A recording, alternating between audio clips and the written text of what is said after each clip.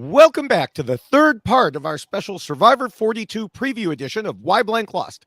I'm David Bloomberg, and in part 2, we learned the alphabet, courtesy of my co-host, Jessica Lewis. Yes, we did.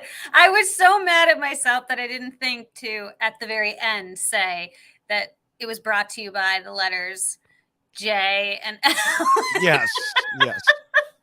Well, what's funny is those are your initials, but on the other hand, those were the letters that I messed up. So it was amazing. It was a great moment. It was great because I thought for sure I had screwed up royally somewhere. I'm like, what did I do wrong? I mean, what it's is he good. talking about? It's good that you automatically assume you're the one who screwed up and not I me. did. I kind of like that. You were the one that set the parameters with Yes. who we were going to be talking about. So Yes. I was like, oh, I screwed up. Yes. So, yes. In case someone doesn't know what we're talking about, that probably means you haven't watched or listened to part 2 yet. So we would recommend that you do that for parts 1 and 2. But really, you can kind of do these in any order. Although at the end of this podcast, we are making our final predictions. So, spoilers.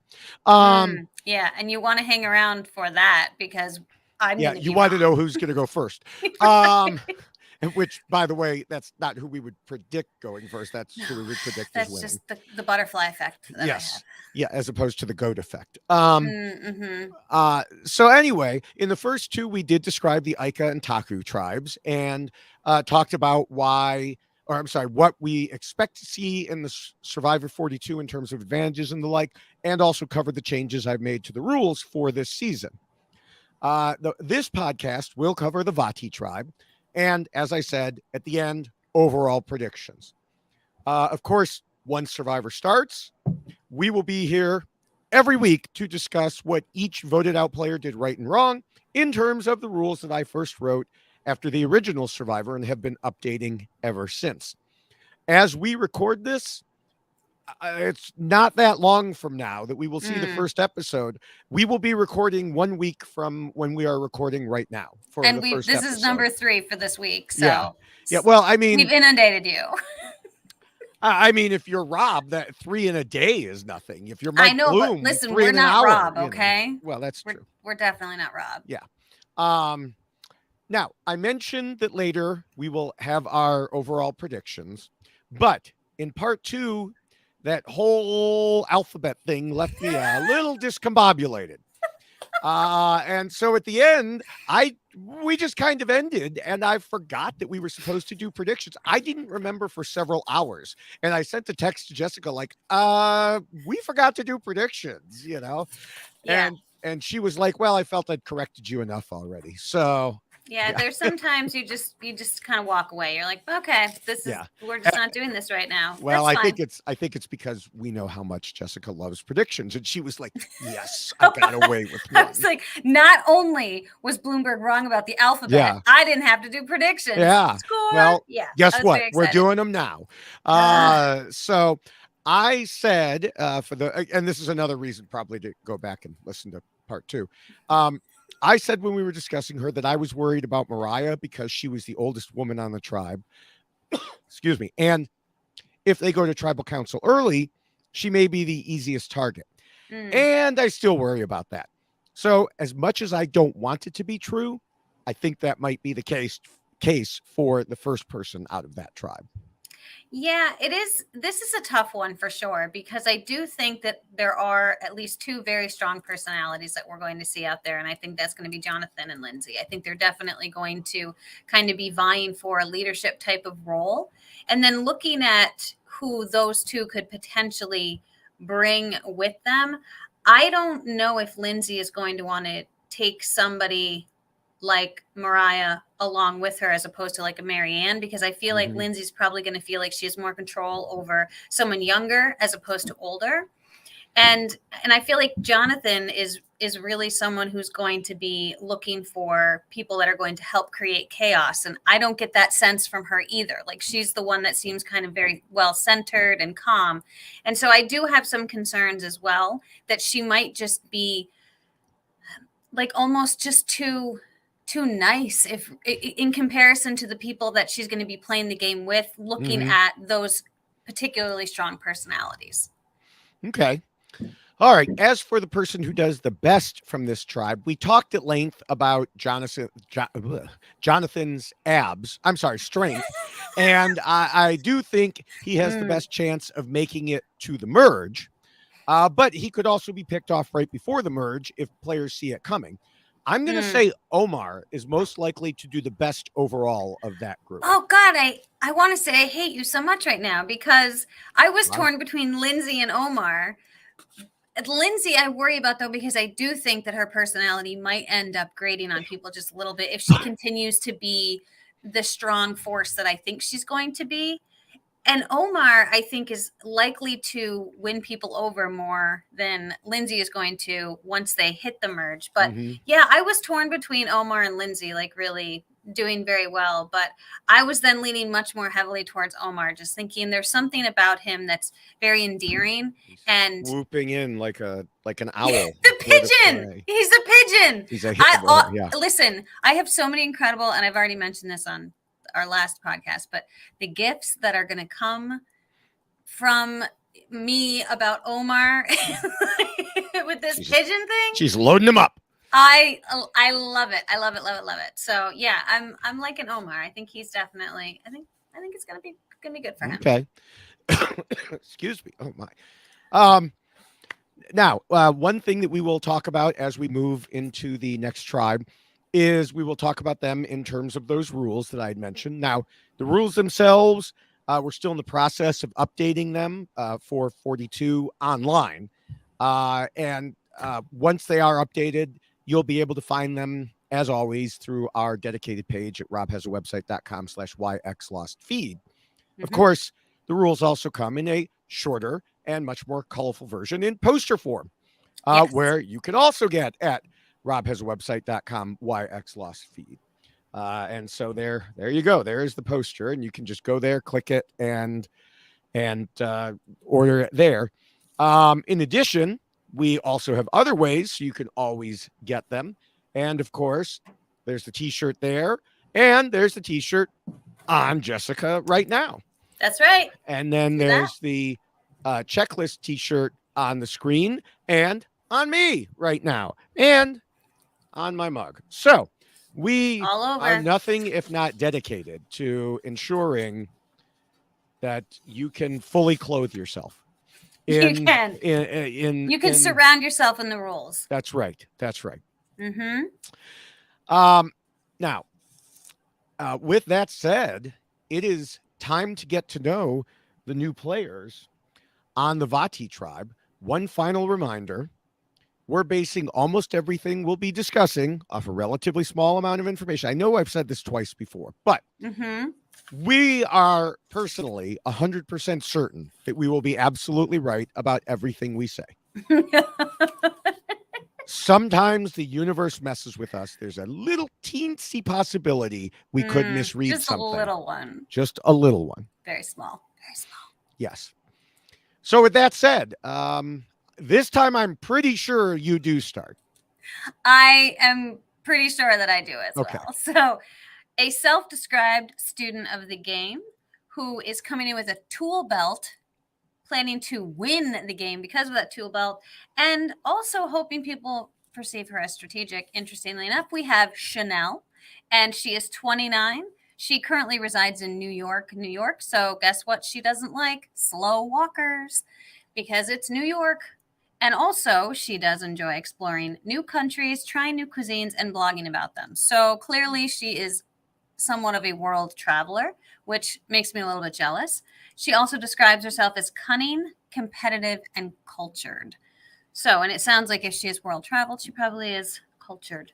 I do appreciate what I've already introduced her as, describing herself as a student of the game, and that she really is convinced that she has all of the correct motivations to carry her through this game, and that nothing will negatively affect her because of the motivations that she is bringing into the game, which I think it's great for her, that she wants to really represent herself and she wants to represent women like her. And I think that that's a lovely thing that she is doing. And also, she's a Michelle Fitzgerald fan, which lends me to talk about her social desire. She wants to be a very social player. We love Michelle Fitzgerald. And I know that Michelle Fitzgerald is someone who is kind of a not celebrated winner as much as she probably should be. I know that there's been some very serious discussions just in the Survivor world about her as a winner. But I think if you look at the 2 games that she played, she won one, made it to the final 3 in the other. I mean, that speaks volumes about how well she is at playing this game. And I think it's great that Chanelle really like honed in on that Michelle's ability to talk to people, even when she knew that they wanted to vote her out, she still had bonds and she still had relationships. Yep. So she didn't allow the negativity that was happening in the game to negatively affect the relationship she was still building. And Chanelle wants to channel that. Yeah. But go ahead.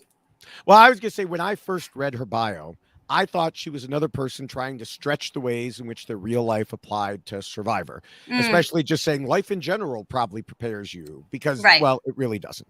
But the more I read, the more I found out and thought about it, the more she actually convinced me, which is kind of her point.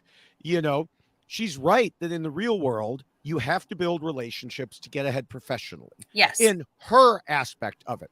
I've said before that my Survivor rules actually do apply somewhat in real life. And maybe at some point we'll do a special podcast about that after I've retired and I'm not working with any of the people that I'll be talking about. But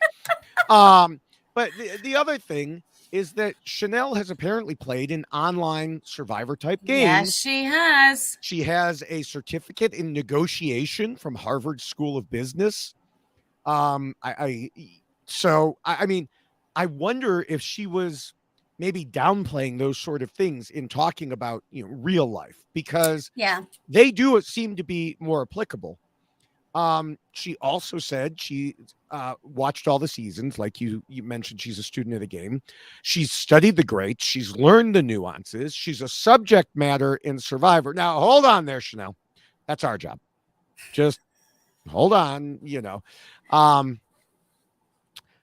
Another thing I liked about her was something she said, which is a bit of a long quote, but I think it's worth repeating the whole thing. She said, one of the best pieces of advice that I got coming out here was to be patient. A lot of people come into this game, they want to drive, they want to jump, they want to go. And what you don't realize is that a lot of stuff will come to you if you're listening, watching, and taking mental notes. If you're observing, a lot of the things will come. And so you could have this huge plan and you want to do going into the game, but you just wait a second, step back, and you let some things come to you, and then you work your magic with it. It'll really, really be advantageous versus running full steam ahead with your head down and not observing what's going on around you.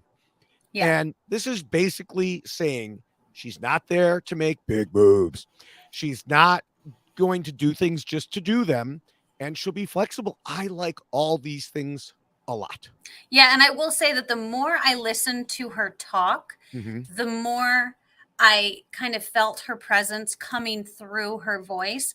She has a calmness about her that I think helps these words, where she's not just saying them, it actually is like she's exuding them as she's speaking. And so I do see her as being someone who is going to have a great ability to speak to people, and she wants to be seen as strategic, which that makes me a little bit nervous, but I don't think that they're necessarily going to see her as, like, this might sound strange, but like threatening strategic. I think they might, and that's, you might have been more like kind of quiet and maybe paying attention, and they won't see that as threatening as someone who is overtly acting strategic. Right, the kind of strategic that you want to work with.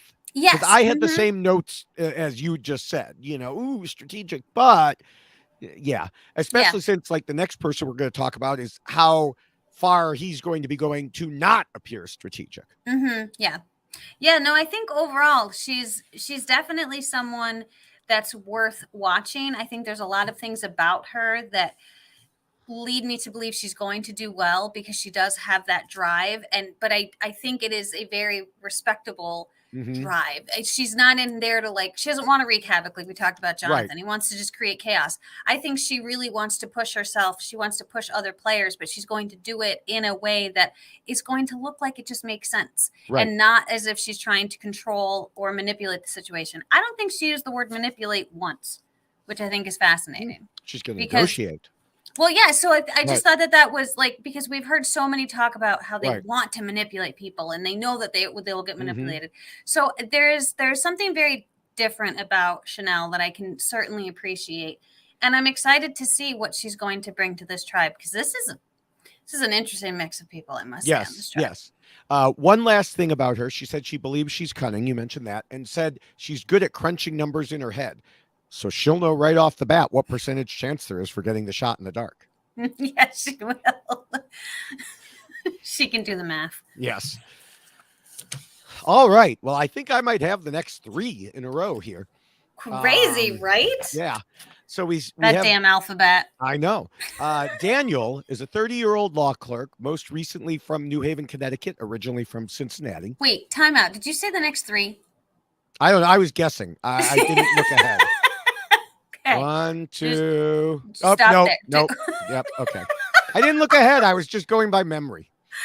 All right. Sorry. Go ahead. Okay. So he survived childhood leukemia and still has, some of the scars. I actually lost a good friend to leukemia in grade school. Still remember his name, Alan Brin. It was a rough introduction to death at a young age. Didn't, not something you really know. But, Daniel obviously survived it. Probably were some better treatments for it when he was young compared to when I was young. And he plans to use it to his advantage in the game. If like an older person asks, what's up with the scar? He's going to talk about being a childhood leukemia survivor. So they're reminded of their own kid and they form a bond. And that's also one reason that he let his hair grow out, to create the perception of, as he said, goofy, not sneaky. Yeah. He mentioned forming the bond with the contestant who has kids. So, we have to mention who he was an alternate for. Yeah. It's all over my notes. Yeah. Adam Klein. He was the Adam Klein alternate for your season. He was almost on my season. Yes. With some small change in the universe, you could have become great friends with Daniel. Yeah. Isn't that insane? It's so weird when you hear these things, because I know that there's always that other person. Like, someone once talked to me about how they were me, like they were the other option, and then I was chosen, and I'm like, oh, that's really interesting, that because they do have those archetypes, right? And that's something that we've all heard of. But then to see someone who was like, yeah, I was, and he found out like way late, like, oh, by the way, you're not going, and that's got to be so hard to experience. Yeah, terribly hard. Yeah, because he said he quit his job. I know. This people do not understand, and maybe they do. I mean, Survivor is a huge commitment, because not very many people can just get up and leave for 7 weeks. And it's even longer for these individuals, I think, because don't they have to quarantine both times, like going in and coming back? Yeah, but it's only 36 days. So that cuts out at least a couple weeks of it. 26 days. What did I say? But it still seems like it's longer. Right. It could be. Yeah. So so the fact that like he took all of those steps and then was like, nah, sorry, you're not going. But sorry, Daniel, I met Adam Klein. Yeah. I'm sure you can meet him and become great friends now. Listen, I just have one question for this man. Adam, I do want to say Adam Klein is hard to live up to. Oh, yeah, for sure. So, Daniel, you have a big hill to climb. You have a very big hill to climb. But we believe in you. But I also want to know when he has watched this podcast. And I want to know exactly, because he said, ask me any podcast and I could tell you when I watched. So come on, Daniel. When did you watch like our podcast? You mentioned everybody else with a lot of like I think Mike Bloom got the really, big response. There was no David Bloomberg. I'm just saying. I mean, they can't all list me, I only have so many bribes to go around.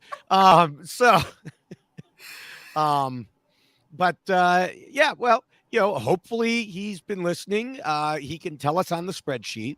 Right. And he just asked that we podcasters not roast him to death. But here's the thing, Daniel, when it comes to this podcast, it's pretty much in your own hands. That's so true. Follow the rules and you'll be fine. Don't, and there could be a roasting. There could be. There definitely could be. which I don't know. He's very concerned about his ability to play this game. So I guess we'll I think see. it's called honesty. I think a lot of people come Mm, in with a lot of bravado. I am going to win, and yes, this is how I'm going to do it. And yes, Daniel is more, I don't want to say more intelligent, more introspective. That's the word. yeah. And No, I agree. and he's like, you know, at best, I have a 1 in 18 shot. Right, Maybe I'm a little, even if I'm twice as good as everyone else, I have a 1 in 9 shot. right. That's still not great odds. Yeah, yeah. Yeah, Chanelle can tell us. She could crunch the numbers in her head and tell That's us right. what She that is. can crunch the Um, numbers. but you know, now one thing that does worry me is he said he's been waiting years, which obviously he has, and he wants no regrets. So he promises to make things fun and go full throttle. Oh, Daniel, are you trying to Mm, get us to roast you right away? I Because know. the rules, this whole podcast it's right there at the top of the rules, is based on winning. Yeah. So there's someone else that we're going to talk about, I think next, who also discussed like, I want to make it interesting, and it's like, you're not there to make it interesting. Well, I mean, from the producer standpoint, you are, but from our standpoint, you're there to win. Yes. But Daniel also said he knows it's a matter of threat management, and there's a balance, and so. Yeah, he has already started the balance in terms of, goofy, not sneaky. Right. And we'll have to see how he does. But I also don't think that he's someone who, I mean, talks about threat management that necessarily needs to worry about looking to be a threat immediately. Like there are certain individuals that just kind of like we talked about Jonathan. Like you're gonna look at him and be like, abs, arms as big as trees. Okay, that guy's gonna be strong and he's gonna kick everyone's ass in the challenges. I don't get that Sorry, sense I'm from. just looking to see if you want this to wipe the drool talking about his ab. Sorry. You can't help but notice. I'm sorry. So I don't think that he's going to be presenting in such a way where someone's going to look at him and think he's going to be a threat. But I will say this, I can still remember a very like just small moment in time with Adam when we were pregame before we went out there, and kind of the way that it's structured. You're not supposed to know what tribe you're on when you're sitting out there for days, and then they take you all and you get dressed individually, and by the time you walk out, because the color scheme, put on your beret. yeah, right, because of these color schemes they've created, you can immediately figure out who's on your tribe when you come back and you walk in and you see what colors people are wearing. And I happened to walk over to a table and sat down, and Adam was sitting there at a table next to me, and that was the first time I ever really noticed Adam. And when I noticed him, I didn't look at him and go, that guy's going to win. I looked at him and thought, that guy's going to have cold legs, because he was wearing shorts, so it's like, so I just feel like there are certain ways you can present yourself. And right. I feel like he's going to be that type of person that no one is going to look at necessarily right away and go, ooh, I got to watch out for that guy. And maybe that'll work out really well for him. I mean, it certainly worked out for Adam. Yeah. It would be funny, I have to say, if Adam wins and then Adam's backup wins. That would be crazy. Yeah. So now, switching topics back to Sorry, Daniel. we No. I was just like, oh my gosh, yeah, if he won, and took myself on a tangent. Anyway, I did like how he compared the Yale Law School to the cantina in Star Wars as a wretched hive of scum and villainy. I'm sure the people that go to Yale don't really appreciate that. Yeah, probably not. But I also especially like how he suggests that navigating that arena could potentially translate to Survivor, but then acknowledges it probably won't. Well, but that's again, a really interesting point. Yes. And here's why I love that, because I'm someone who also went to law school, and there is a certain kind of air about the space when you go to law school, because there are a lot of people who are very desirous of doing great, amazing things with their careers or futures in politics. And I didn't go to anything like Yale. So I could only imagine when you're going to a school like Yale to go to law school that you really are kind of swimming with the sharks, because these are people who are very desirous of doing incredibly well in their future endeavors, because like that's where they are, Right.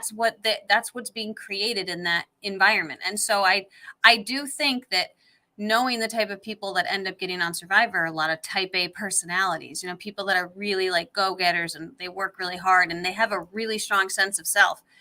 That's people in law school, 100%. And so I do feel like it is an interesting analogy because everybody in law school just thinks they're awesome. Like, and I'm not saying that it really is a fascinating thing to watch. Like, it's just one of like, if you ever watch Good Will Hunting and there's that scene where, they're in the bar and the one student is like, he's a Harvard student and he's quoting all of these other books and he gets taken down about 10 notches because he's sounding very smart. Mm-hmm. And that is kind of a thing that happens in environments like that. So I can see the analogy making sense. And I do think that it will probably help him because he is going to be very accustomed to those type A personalities who are kind of larger than life and really think that they are going to win, which we already talked about. Everyone's like, this is my plan and I'm going to win and I'm going to do great. Yeah, well, there you go. Yeah.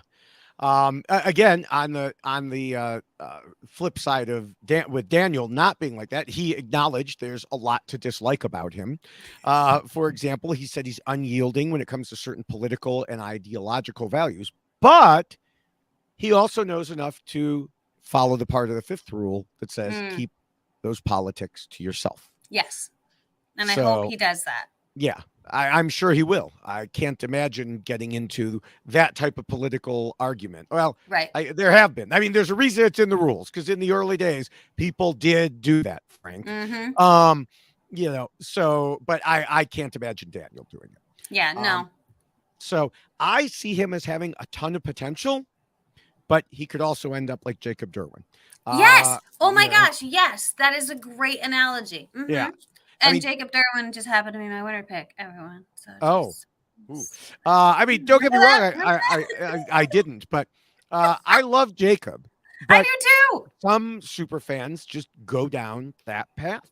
And Daniel admits he's going to try to appear not sneaky. Mm-hmm. But he added, to be honest, I don't think I'm pulling it off. I don't think I can really hide it. Yeah. Yeah, it's going to be tough. It's definitely going to be tough. So we can end with Daniel on his pet peeve of oatmeal raisin cookies masquerading as chocolate chip cookies. Even though I like oatmeal raisin cookies, I still agree 100%. When you're picking up a cookie and you expect chocolate chip, yes, you want chocolate chip. This is the truth. Absolute truth. But the funny thing is, he's trying to masquerade as another type of cookie himself. He really is. Because he's probably an oatmeal raisin and he's trying to make it look like he's chocolate chip or vice versa. Yeah. I honestly, I tried to figure out which one was which. And that's why I just left it vague and said, let him know. Because I didn't know. Let other people figure it out. Right. Interesting. Cookie analogies. Mm-hmm. We could have brought Cookie Monster on from Sesame Street last time. Listen, we had a snuffle up, I guess, last time too. That's true. Good point. All right. Our next player is Hai, 29-year-old data scientist, originally from Vietnam, then Atlanta, and most recently New Orleans. Hai grew up in poverty, but is doing well now after his parents worked their butts off, and so did he, fighting to improve their lives. I think Hai is obviously very smart, and he understands the game. I worry about him long-term, because he's the one I was referring to earlier. He seems a bit more concerned about making a good TV show than winning. For example, he said, sometimes it gets really boring to watch a straight pagonging of one tribe by another tribe simply because they have the numbers. I don't think arbitrarily set starting tribes should dictate the entire course of the game. I totally get that. Yeah. I have. And this just tells you how much of a Survivor nerd I am, as if anyone needed a clue to that. I have thought, when they used to do groups, millennials versus Gen X, healers versus heroes versus hustlers, whatever, at least they named you a group so that it was like, oh, we want to stay with our group. But when they just name you red, orange, and green, yeah, but yet people still stick together. Yeah. It's, it's like the old prison experiment. You're part of this group, you're part of that group. Mm-hmm. But Yeah. but the thing is, you need to be concerned about winning, not about what makes for good TV. Well, We but I Go ahead. don't necessarily feel like that was what the commentary meant. I think that he is talking more about the game, and that now, and this whole new era of Survivor, right? Where though it makes sense, the pagonging used to make sense, but I Hmm. think now, because things are so fluid and they're changing every day and people are not staying in alliances, I do think that almost becomes more impossible to pull off now, because people are playing a much different Survivor game. So maybe he's just well versed in, this is where we are now and this is how we have to play, as opposed to, I'm just going to make great TV. Yeah, I mean, it could be, and he did say some other things. I mean, but here's the thing: it's about winning. If pagonging is going to get you where you need to be in your particular season, Mm-hmm. pagong away. Don't I worry don't about think the he's TV. opposed to it entirely. I don't know. Yeah. He is right not to be always locked into tribal alliances if there is a better way Yes. for his game. Yeah. I hope he finds the proper balance of being flexible. I just worry it could cause him a problem as being seen as breaking the second rule, and being seen as scheming and plotting too much. Mm, He's right when he says we signed up to play a game of deceit, lies, betrayals, and that's exactly what I intend to do. But he just needs to make sure he doesn't get caught doing that. right. But he does want people to perceive him as a good person. And Mm-hmm. so I think that all of that kind of balances itself out, where he has hopes for the game with what he wants it to be, but he doesn't want people to see him as strategic, which I think is great. He Mm-hmm. didn't say, I want people to see that. Right. He's focusing on, I want people to see me as a good person. So I feel like I get a really good vibe from him as far as how he's going to play the game. And I think that has to do a lot with how he was brought up. When he Mm-hmm. talked about his parents working 7 days a week and being a latchkey kid and basically raising himself, I was sitting there going, my God, that was my experience growing up. I mean, I grew up on a farm. My parents worked 7 days a week. They didn't know where I was half the time because they were in the barn and I was doing whatever. And I'm, I think, a better person for it, because it made me very resilient. It made me very independent, and it created the person that I am today, where I work very hard and I have a great work ethic. And I see that coming through these pages with him. And so I Mm-hmm. do think that that's going to bode well for him on the island, because he knows what it's like to struggle. He knows what it's like to go without. And when you have gone without, I think it instills a different type of fire in you. And the fact that he was able to come from that and turn himself into what he now is, which is a very successful individual who paid off his student loans, bought a Mm-hmm. house at like 24. Like, I was jealous. Like, that's amazing. I think that really, really speaks volumes of the type of person he is and how he's going to play this game. I mean, Yeah. I think he's looking long term, end of the road, like final result kind of thinking. Okay. Okay. Yeah. I mean, it's hard to say. When they say things that can be interpreted in two different ways. Oh, for sure. One thing he does plan on doing is keeping bigger physical and social threats around his shields, which is good.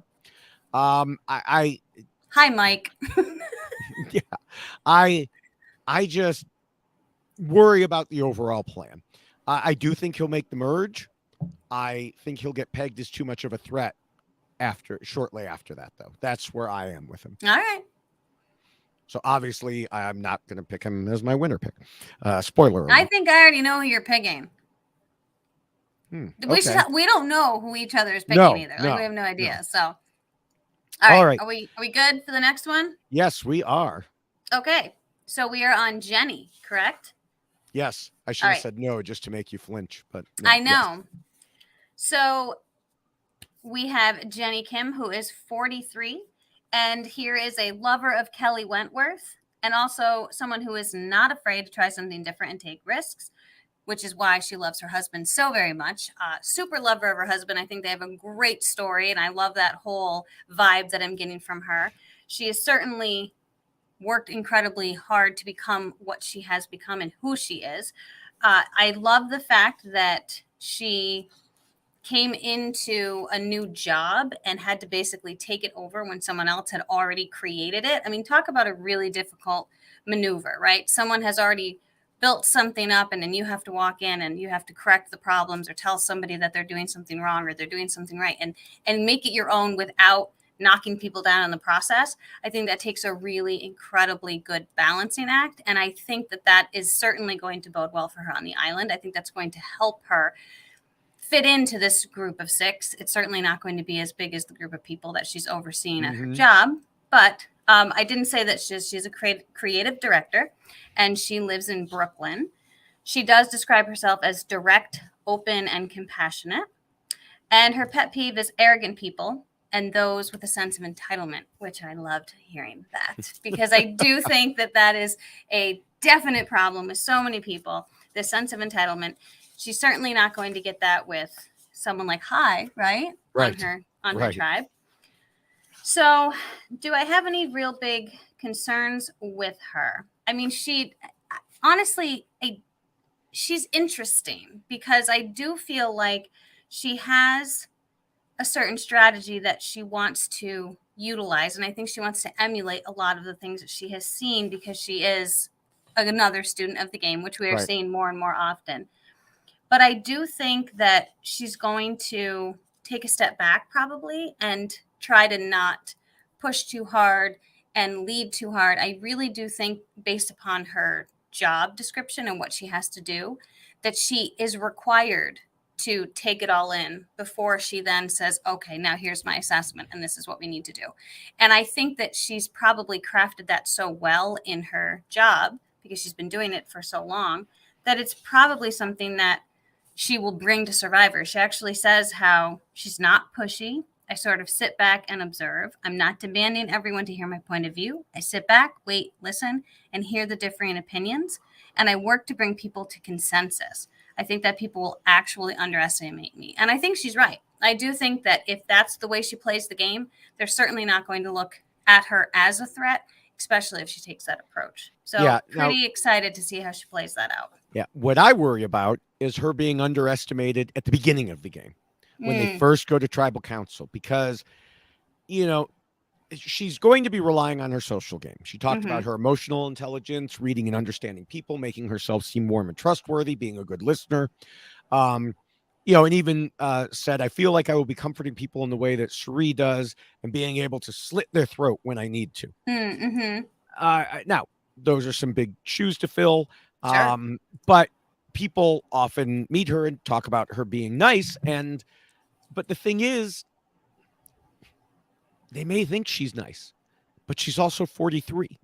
And she could be perceived as weaker in the challenges depending on how things go down. Yeah, but I think she could tell people she was 30. I mean, it's not like you walk around with your age like on your shirt or anything. And look at her. She looks phenomenal. True. And is there a problem with being 43? There is not, except on Survivor when you're the oldest woman on the tribe, and the second oldest person on the tribe overall.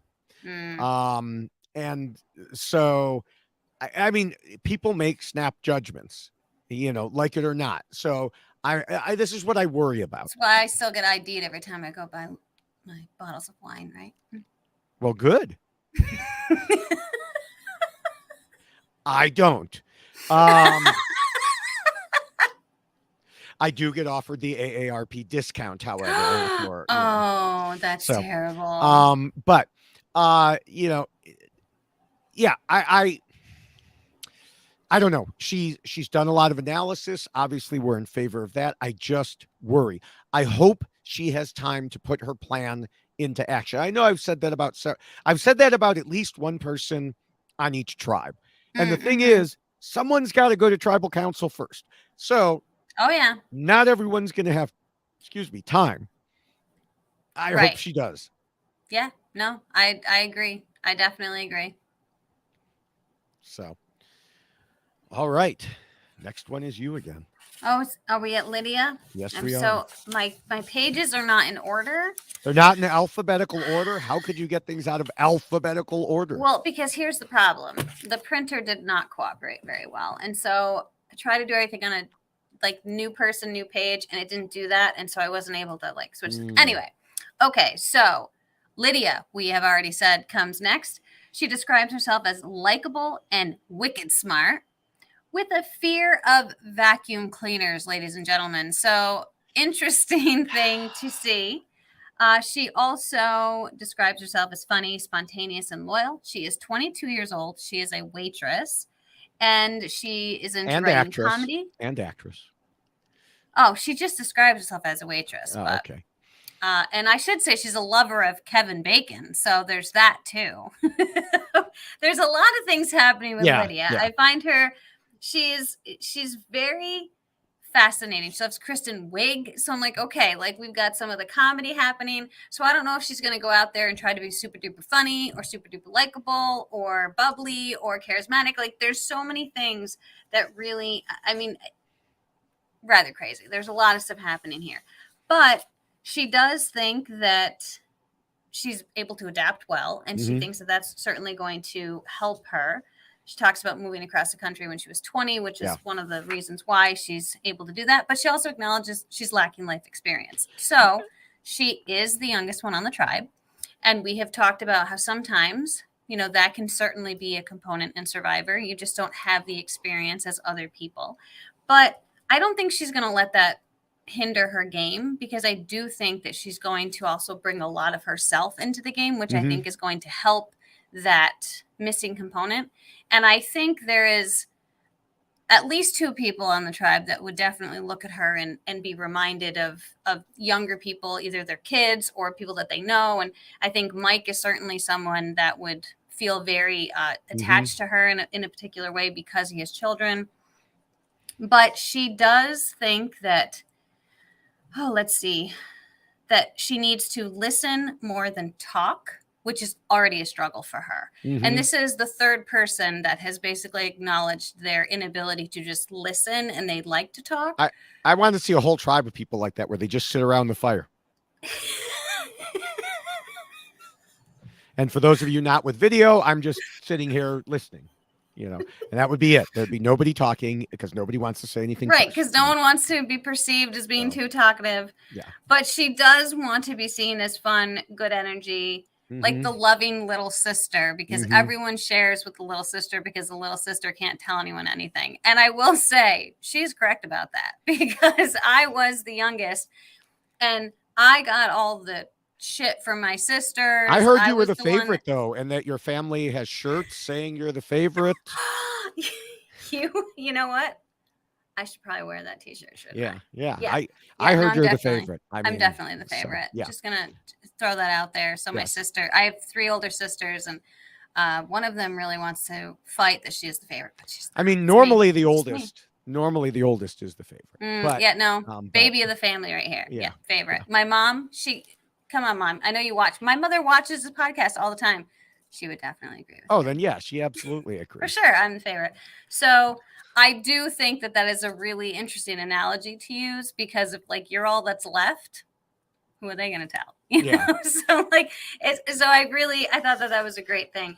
Yeah. But I do think she's kind of, I don't know, she's kind of a mixed bag. But I loved that she pointed this out. I think this is great. She says, everybody has different motives. Who I think is a threat may be a goat to someone else. And I love that, because we have seen that as the years have progressed through Survivor, that we might be looking at someone and going, oh my gosh, this person is such a goat.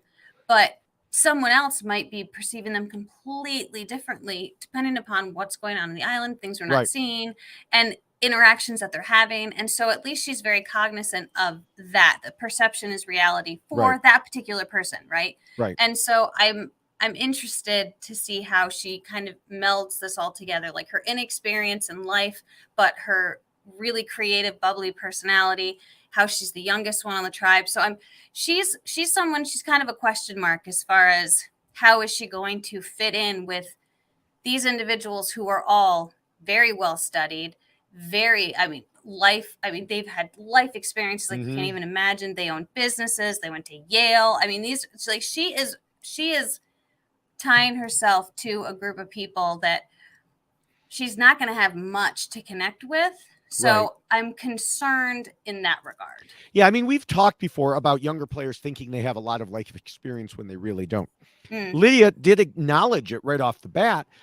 But the funny thing is, I think she probably has more life experience than many of the younger players who think they have a lot of life Yeah. experience. You know, I mean, she wasn't doing, to reference what we were talking about before, she wasn't just getting reference letters and putting on events. She moved cross country when she was 20 by herself. Yeah. You know, and she said, in so many different scenarios, I will just jump into things, adapt, and figure it out, faking it till I make it. And I really feel like that's a lot of Survivor. And yeah, I mean, obviously, we are certainly in favor of planning and adhering to certain strategies, but she's right. That's basically rule 3. And now, there is a part that worries me. She says she's willing to make big moves that change the game.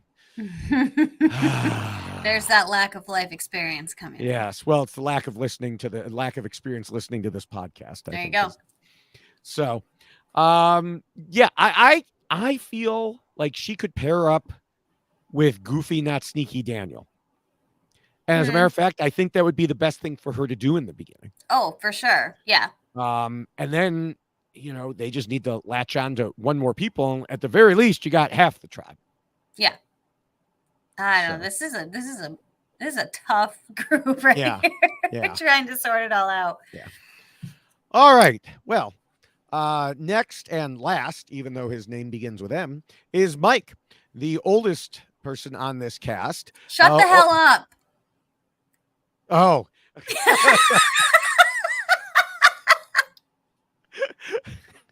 I was like, wait a minute, what'd I do? That was my favorite thing he said. Yeah. I was like, that's amazing. Yes.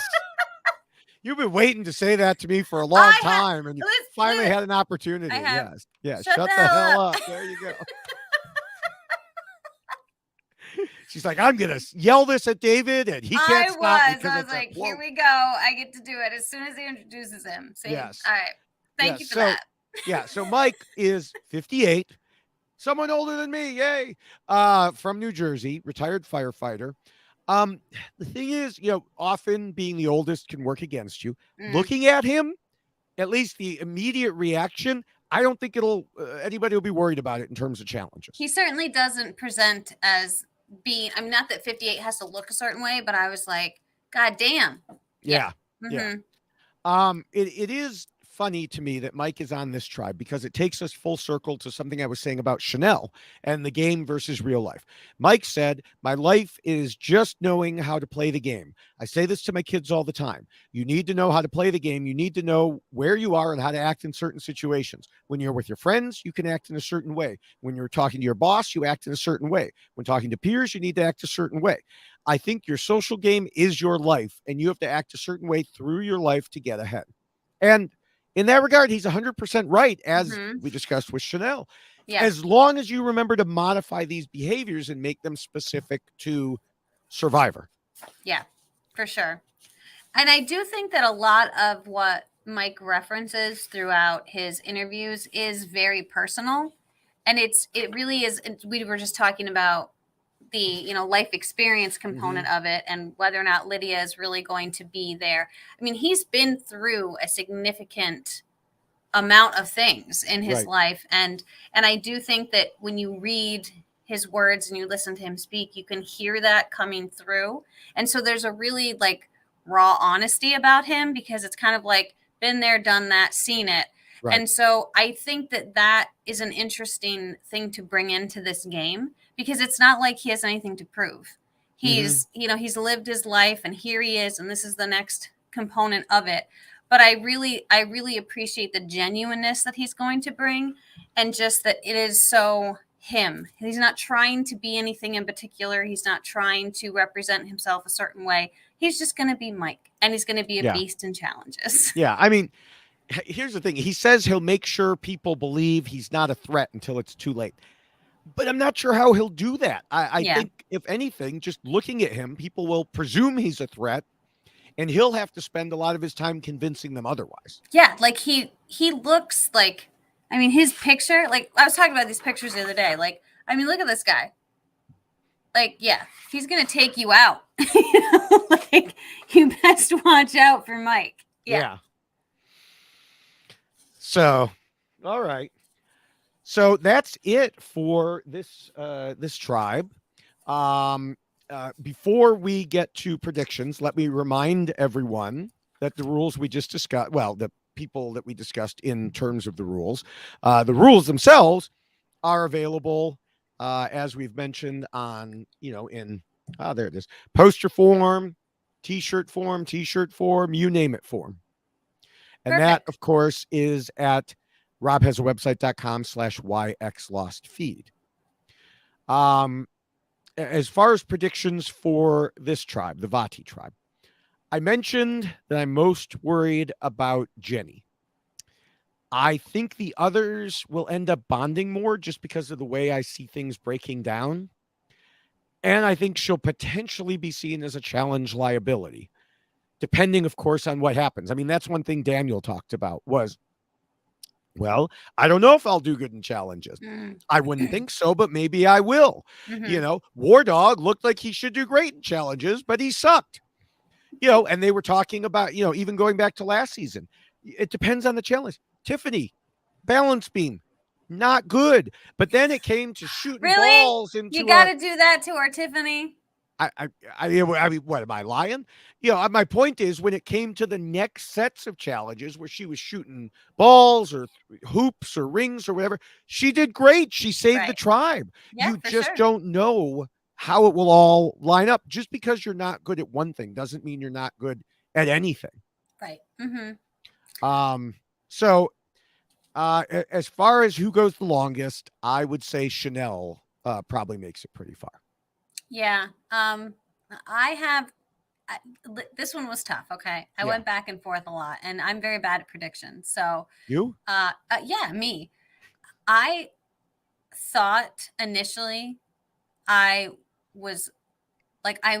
loving Daniel. I'm loving him. And I want to love him even more because he's Adam Klein 2.0 as far as, millennials versus Gen X is concerned. But I am concerned with him and just how, I know you're talking about whether or not Jenny is going to mesh. I think Jenny is not going to be trying that hard. I feel like Danielle is going to be trying too hard. Okay. And so this is the concern I have for him, is that he's so aware of himself that's when you kind of become a bumbling mess, right? When you spend too much time thinking about something, like you're worried about, I have to remember like this phone number. I just did it today. Like you're like, look at it. You're like, I have to do this. And then you would do the wrong phone number because you get so caught up in your own head. And I'm curious if that's what's going to happen to him, that he's so concerned with certain components of himself that it's then going to end up becoming a liability, and he's just going to end up maybe annoying people. And they're going to be like, you know what? I don't know what he's bringing to the table as far as the tribe is concerned, and he's getting under our skin a little bit. So I'm worried about him. And that kills me because I do love him, and I wanted to be like, oh my God, I love this guy. Like I was watching his stuff. And then the more I started reading and the more I was thinking about it, I was like, I don't know. And then you mentioned Jacob Derwin, and I'm like, oh God, yes, that's exactly who I'm reminded of in looking at all of this. It is funny that you call him Adam 2.0, because in the first preview podcast, we actually had Adam 2.0. Well, and that's Zach. The thing. So there's like two Adams on this tribe. Now we actually have the other, Adam Klein. Yeah. Right. All right. So what about who will go the furthest in this tribe, you think?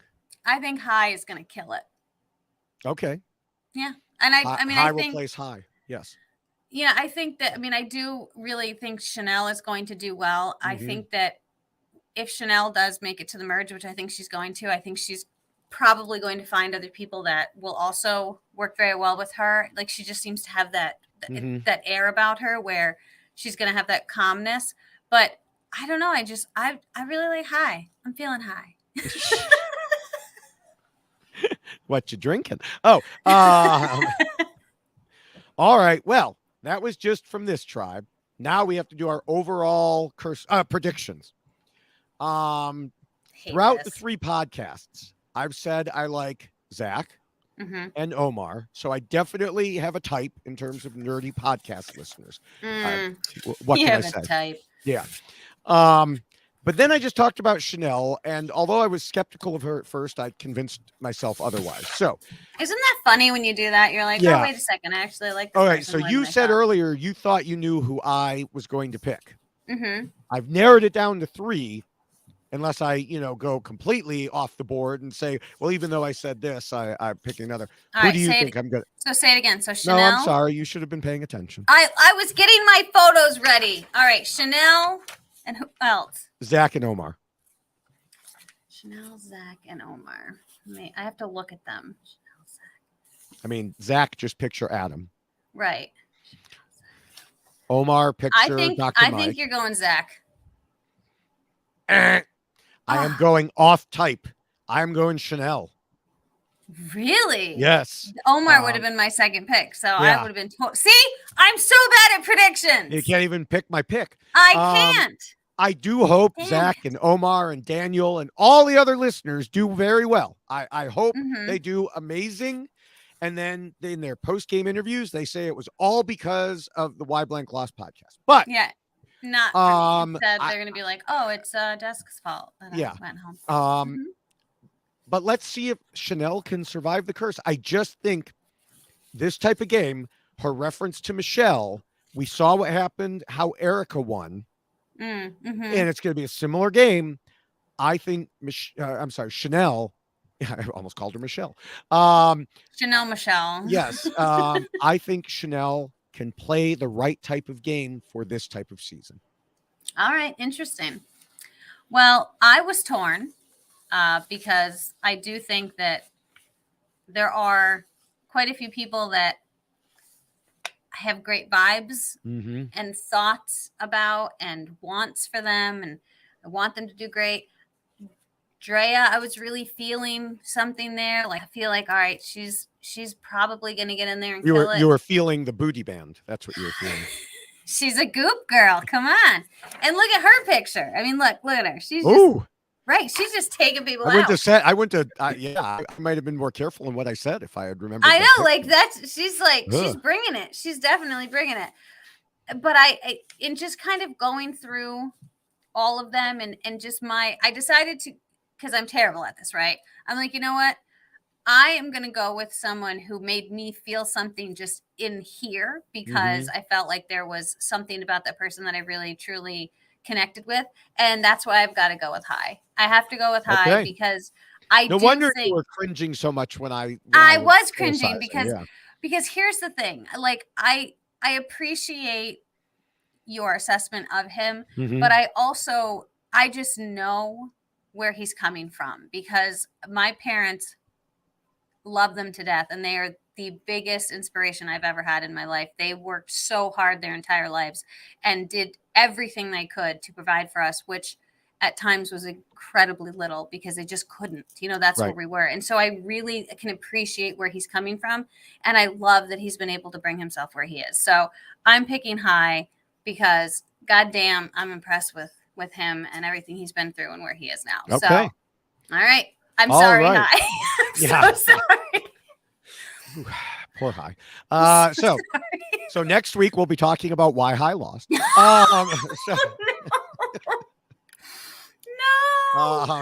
That would be so bad. Yeah. Next week we will be back here with not one, but 2 special guests. We normally don't have guests, but we will have 2. Just a few days after the Survivor premiere. If you've listened to all 3 parts of our preview, you can probably guess who they are. Their names have definitely come up. Yes, so more than once. You will not want to miss it.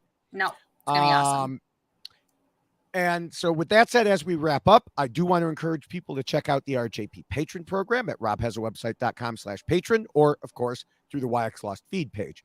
You can get access to all the special podcasts that are put out just for patrons. And when Rob isn't talking directly to everyone, there are the Facebook groups, the Discord, with a great community of people, including both of us. You can support shows like ours and everything on the network by becoming a patron. Again, at robhasawebsite.com/patron, or just click on the link at our robhasawebsite.com YX Lost feed page. It's hard to hang there. Yeah. And once you get to the Facebook groups, make sure to say hello. Yes, and you can also say hello to us on Twitter. I am at Jessica Lewis 89, so you can see right here. He is at David Bloomberg. Oh, we both got it right that time. Isn't that crazy? He's at David Bloomberg. I'm at Jessica Lewis 89, and you should definitely follow us both. As I've mentioned previously, we do live tweet during the episodes, and Survivor is coming. So you should definitely check out all the things that we post, because Bloomberg tries to like mimic me, and it's just sad and crazy, and there's something sad, but that's not it. Yes. So so everyone should also use the hashtag for this podcast, of course, YXLost. Also, everyone should immediately run out and follow me on TikTok, where I am at David_Bloomberg, generally posting 2 TikToks per day. And that will certainly happen as we have Survivor and other shows going on. And so right now I'm doing Australian Survivor, just did Amazing Race, doing Joe Millionaire. So he's a TikTok fiend. Yes. And then of course I copy them a little while later over to Instagram, where I'm david.e.bloomberg. Yeah, and I'm Jessica Lewis 6789 on Instagram, if you're interested. Yes. See, we're back to the whole Sesame Street thing as you're counting. I know. Everyone should make sure you're subscribed to all of the RHAP Survivor podcasts by going, again, to our YXLost feed. It really is a one-stop shop. Yes. You can do everything there. You could probably order takeout. I don't even know. I mean, it's, but anyway, on the Survivor podcast feed, you'll get the know-it-alls, the B&B, all the other shows Rob does for Survivor, Taryn Armstrong's podcast, Shannon Gus's International. You name it, we got it. It's all there. Yep. And we would like to thank Scott St. Pierre for all of the editing that he does, not only for Why Blank Lost, but all of those other podcasts you just heard David Bloomberg referencing. He works incredibly hard, and he's very, very thorough, diligent, great. We love you, Scott. Thank you so much for all the work that you do. And also thank you to Will from America for the incredible theme song that you did write for the Why Blank Lost podcast. So thank you so much. Very, very catchy. You should check out that tune. Put it in like your iTunes or something. Listen to it on your drive to work. It's great. Yeah. It's lovely. Thank you. Yes, and thank you again to Tricky for all the graphic arts that he does, including everything you see around us here. And thank you, Jessica, for getting 3 podcasts in 1 week. For us, that's a lot. That is an insane amount, considering everything that we're both doing. Yes, in addition to. So yes, but we are dedicated to the cause, right? That's right. So, and thank you, everyone. Thank you, David, for this 3rd podcast, and thank you for everyone to listening. And my gosh, we're going to be back soon, right? In 1 week, right here, we will be back in 1 week with 2 very special guests. We'll see you then. Bye.